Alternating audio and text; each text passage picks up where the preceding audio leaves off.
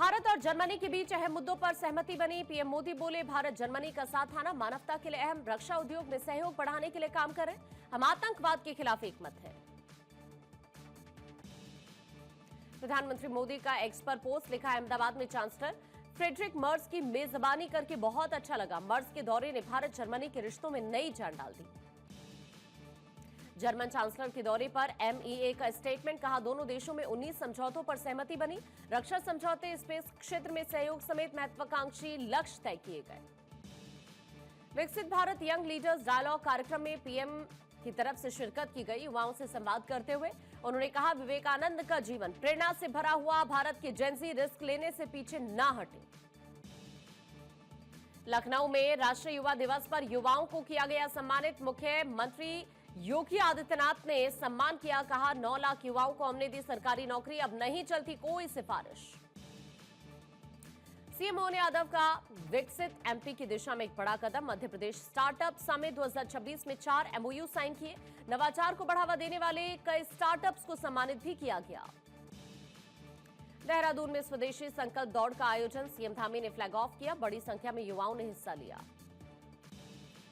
Google पर सोमनाथ मंदिर की सर्च इंटरेस्ट 20 साल के उच्चतम स्तर पर, पहले कभी नहीं देखी गई इतनी बड़ी उत्सुकता। 10 से 11 जनवरी को पीएम मोदी ने किया था सोमनाथ का दौरा।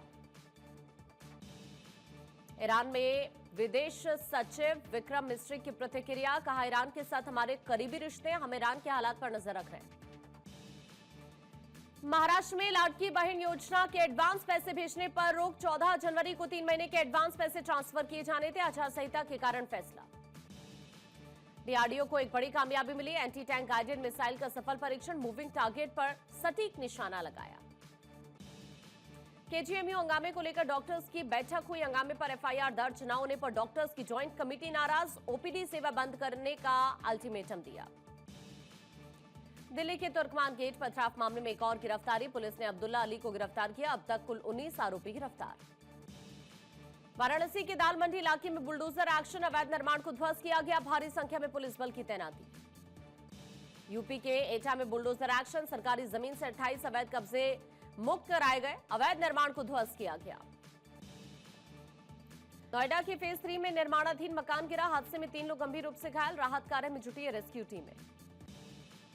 बदमाशों के खिलाफ दिल्ली पुलिस का सख्त अभियान, पिछले 48 घंटे में 72 बदमाशों की गिरफ्तारी, नशा, अवैध शराब, हथियार और जुए के मामलों में कार्रवाई हुई। सिंगर प्रशांत तमांग का पार्थिव शरीर पहुंचा दार्जिलिंग के पैतृक गांव, श्रद्धांजलि यात्रा में हजारों लोग शामिल हुए, शोक में डूबा परिवार। हावड़ा से कामाख्या तक चलने वाली पहली वंदे भारत स्लीपर ट्रेन का किराया तय हुआ। फर्स्ट एसी का किराया 3640 रुपए, सेकेंड एसी का 2970 रुपए, थर्ड एसी का 2299 रुपए तय। पश्चिम बंगाल में मिले निपा वायरस के 2 केस। निपा वायरस के केस मिलने पर केंद्र सरकार अलर्ट हो गई है। स्वास्थ्य मंत्री जेपी नड्डा ने सीएम ममता बनर्जी से बात भी की है। साथ ही आपको ये बताएं, जेपी नड्डा ने पश्चिम बंगाल एक्सपोर्ट्स की एक टीम भी भेज दी है। दरअसल हुआ ये कि पश्चिम बंगाल के अंदर निपाह वायरस के 2 केसेस सामने आए हैं और उसके बाद अब केंद्र सरकार पूरी तरह से एक्टिव हो गई है। केंद्रीय स्वास्थ्य मंत्री की तरफ से कहा गया है कि national joint outbreak response team बनाई गई है और ये एक्सपर्ट्स की टीम बंगाल भेज दी गई है। हालात को देखते हुए स्वास्थ्य मंत्री ने बताया है कि उन्होंने पश्चिम बंगाल की मुख्यमंत्री ममता बनर्जी से बातचीत की है, उनसे कहा है कि वो एक्सपर्ट्स की टीम को केंद्र सरकार की टीम के साथ काम करने के निर्देश जरूर दें।